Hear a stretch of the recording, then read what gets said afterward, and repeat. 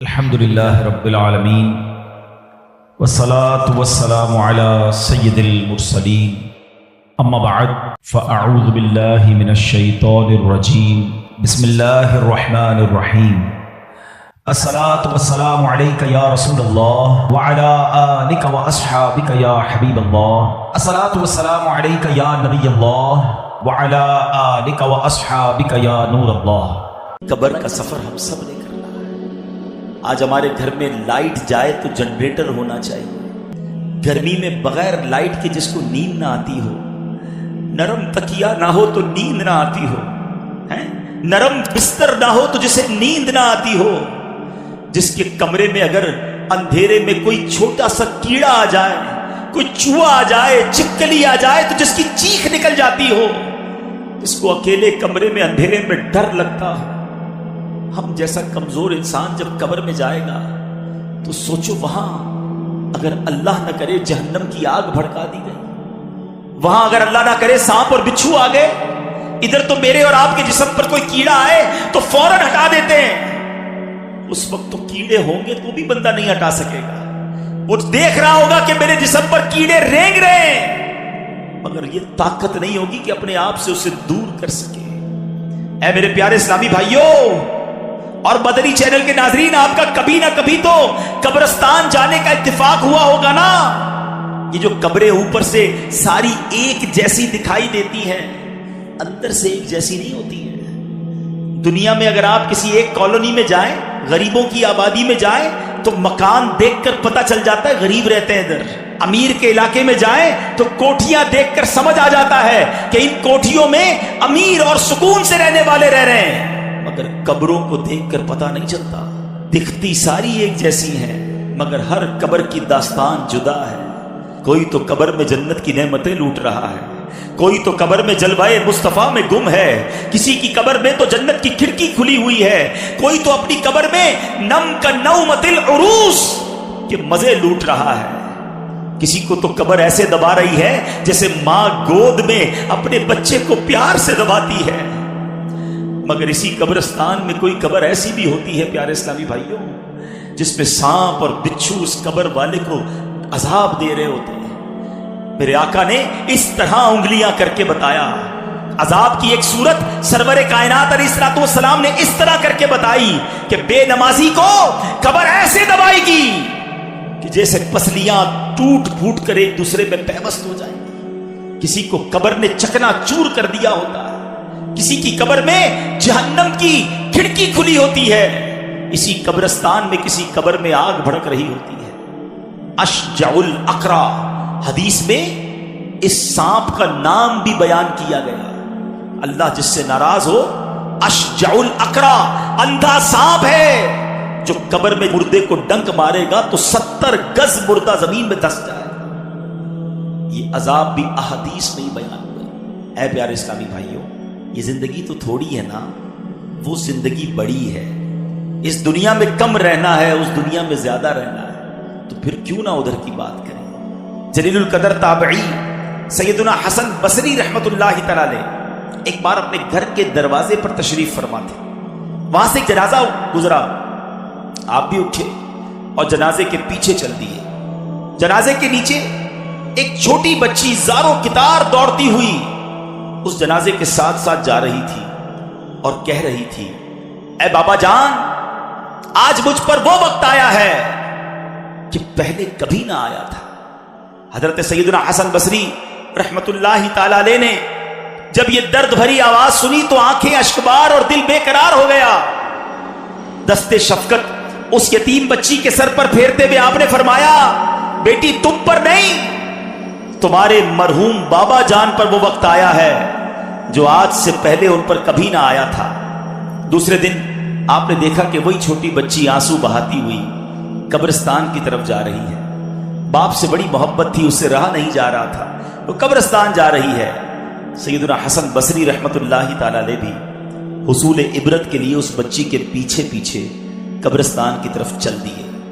جب قبرستان پہنچ کر وہ چھوٹی بچی اپنے والد مرحوم کی قبر سے لپٹ گئی، حضرت سیدنا حسن بصری جھاڑیوں کے پیچھے بیٹھ گئے، چھپ گئے کہ دیکھوں یہ بچی کیا کہتی ہے۔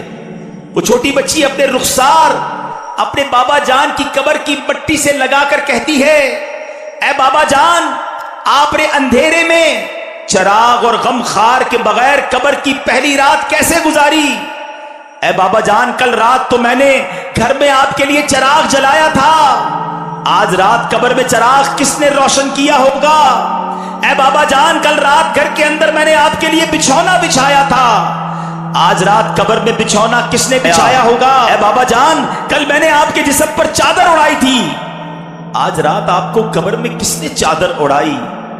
اے بابا جان، کل تو آپ کو جب بھوک لگی تھی تو میں نے آپ کو کھانا پیش کیا تھا، آج رات قبر میں جب آپ کو بھوک لگی تو کس نے کھانا دیا ہوگا؟ سیدنا حسن بصری غم کی ماری اور اس دکھیاری بچی کی یہ باتیں سن کر رو پڑے، قریب آئے اور کہا، ہے بیٹی، اس طرح نہیں بلکہ یوں کہو، اے بابا جان، دفن کے وقت آپ کا چہرہ قبلہ رخ کیا گیا تھا، کیا اب بھی آپ کا چہرہ اس حالت پر ہے یا آپ کا چہرہ پھیر دیا گیا ہے؟ اے بابا جان، آپ کو صاف ستھرا کفن پہنایا گیا تھا۔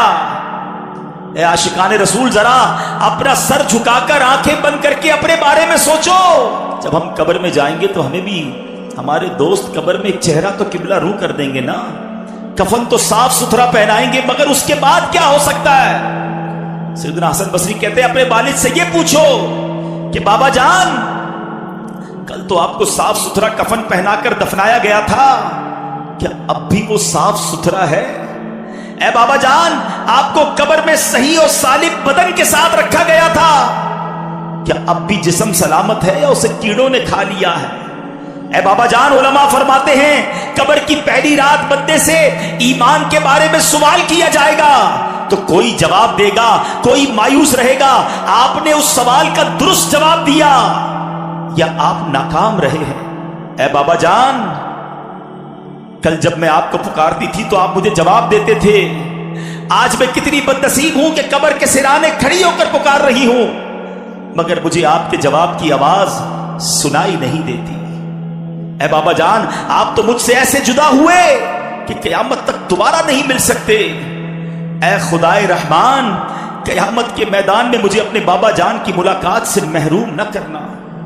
سیدنا حسن بصری رحمت اللہ تعالی کی یہ باتیں سن کر وہ بچی عرض گزار ہوئی، اے میرے سردار، آپ کے نصیحت آموز کلمات نے مجھے خواب غفلت سے بیدار کر دیا ہے۔ اے پیارے اسلامی بھائیوں، بظاہر تو یہ ایک واقعہ ہے، مگر یہ میرے پیارے اسلامی بھائیوں، سیدی اعلی حضرت امام اہل سنت قبر کی اسی رات کے بارے میں ہمیں سمجھا رہے ہیں۔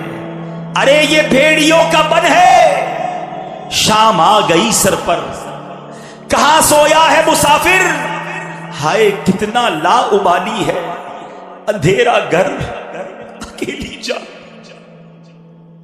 اندھیرا گھر اکیلی جان، دم گھٹتا دل اکتاتا، خدا کو یاد کر پیارے، وہ ساتھ آنے والے۔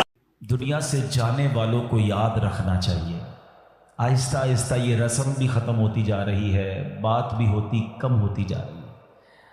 آپ دیکھیں کہ کتنے لوگ ہیں جن کے ماں باپ چلے گئے ہیں اور وہ سوچیں کہ وہ کتنا انہیں یاد کرتے ہیں، اور جب یہ بے رخی یہ دنیا دیکھتے ہیں، یہ نئے رنگی یہ دنیا دیکھتے ہیں، لوگوں کا بھول جانا دیکھتے ہیں، تو مزید دل پر ایک چوٹ لگتی ہے کہ یار جب میں چلا جاؤں گا، جب ہم چلے جائیں گے، تھوڑے دن تک، تھوڑے مہینوں تک، ہو سکتا ہے 1 آدھ سال تک کوئی یاد کرے گا، اس کے بعد کسی کا کچھ رکتا نہیں ہے، دنیا چلتی رہتی ہے۔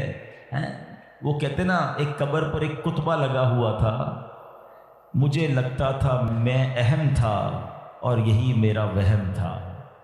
ہمیں لگتا ہے میں بہت اہم آدمی ہوں، میرے جانے سے بڑا فرق پڑ جائے گا، میں نہیں ہوں گا تو بہت لوگوں کو امپیکٹ کریٹ ہوگا، یہ بھول ہے ہماری۔ دنیا پہلے سے چل رہی ہے اور اب بھی چلتی رہے گی، اب تو اور بے رخی ہو گئی ہے۔ پہلے چلے لوگ ماں باپ کو، مرنے والوں کو بہت یاد کرتے تھے، جیسے جیسے دن گزرتے جا رہے ہیں لوگوں کے بس صرف گھر والے، چونکہ وہ بہت کلوز ہوتے ہیں، ان کو شاید یاد زیادہ رہتا ہے، باقی دوست احباب دنیا والے تھوڑے عرصے کے بعد سب کی اپنی زندگی ہے، سب کا اپنا معمول ہے، اور یہ ہم سب کو احساس دلاتا ہے کہ میں اور آپ بھی جائیں گے، اور پھر شاید دنیا میں یاد کرنے والا کوئی نہیں ہوگا. لیکن